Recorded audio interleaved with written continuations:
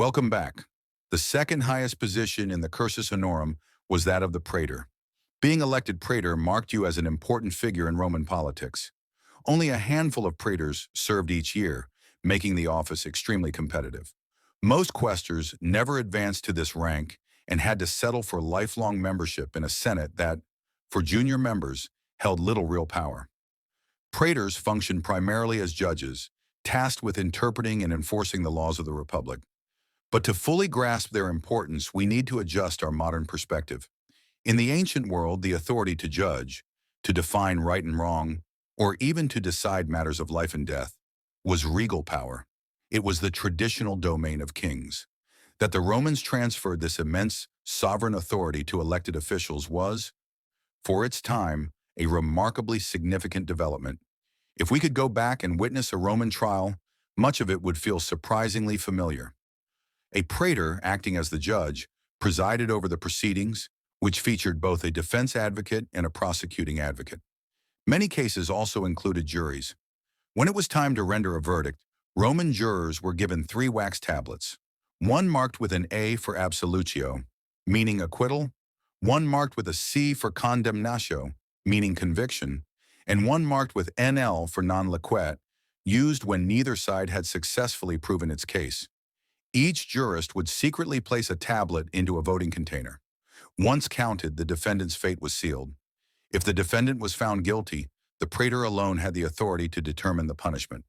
His choices were limited: fines, corporal punishment, exile from the city, or execution.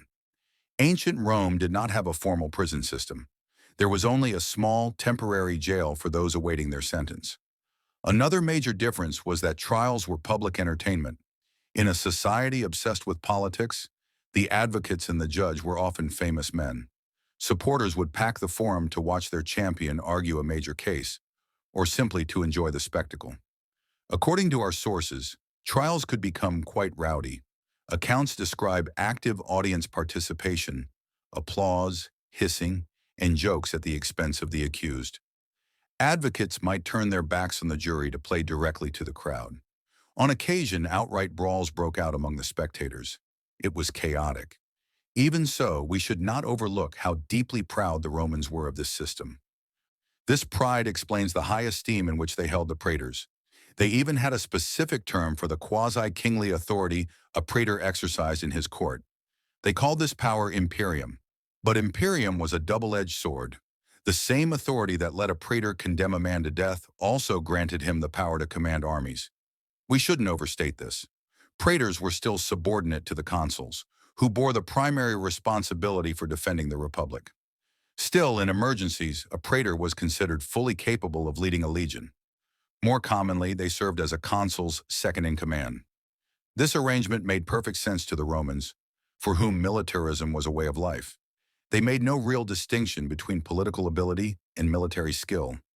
They viewed the two as fundamentally the same. In their eyes, a capable judge would naturally be an effective general, and a successful general would make a strong legislator. But let's return to Imperium.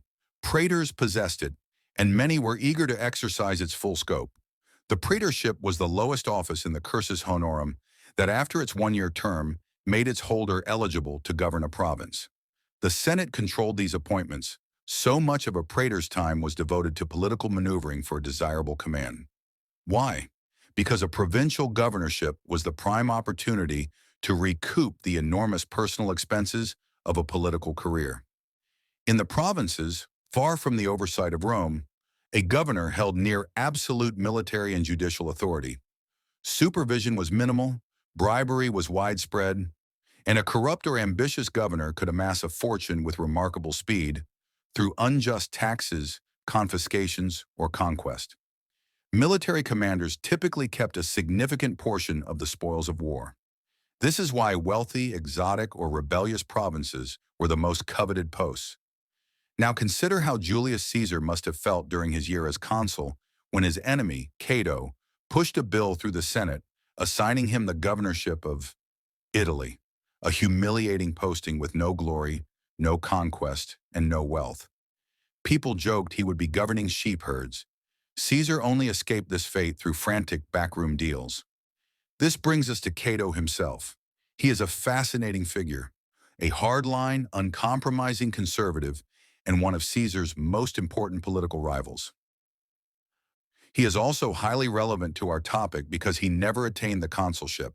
He died having reached only the rank of praetor, yet he managed to wield enough influence in the Senate to shape history and become Caesar's greatest nuisance. Why? Because praetors, unlike the lower magistracies, were genuinely capable of shaping Senate decisions. To understand how, recall the Senate's speaking order. After the presiding magistrate in the princeps senatus, the floor was given to current consuls, then former consuls, then current praetors, then former praetors. With so many of them, debate rarely reached the ranks of the former aediles or quaestors below. As an influential former praetor, Cato could rally Senate debate against Caesar in a way an aedile never could. A famous example occurred during Caesar's consulship. By law, the Senate could only meet between sunrise and sunset. Caesar was pushing a costly and popular land reform bill for his veteran supporters. During the debate, Cato took the floor and began a filibuster, intending to speak until sunset to force an adjournment. Caesar, who had endured this tactic before, finally snapped. He used his consular authority to have Cato arrested on the spot. Outraged senators immediately leapt to their feet, declaring they would gladly continue the debate in the jail with Cato present. After hours of chaos, Caesar was forced to back down and release his rival. Cato never became consul. He famously refused to campaign for it, claiming the people should elect him on his merits alone. They never did. Yet from his position as a praetor, a judge, a potential general, a senior senator, he challenged the most powerful man in Rome and left a permanent mark on history. This was the true power of the praetor: judge, general, governor, and political heavyweight. It was the last proving ground before the ultimate prize, and that prize, the pinnacle of Roman political life, is where we're going next: the consulship.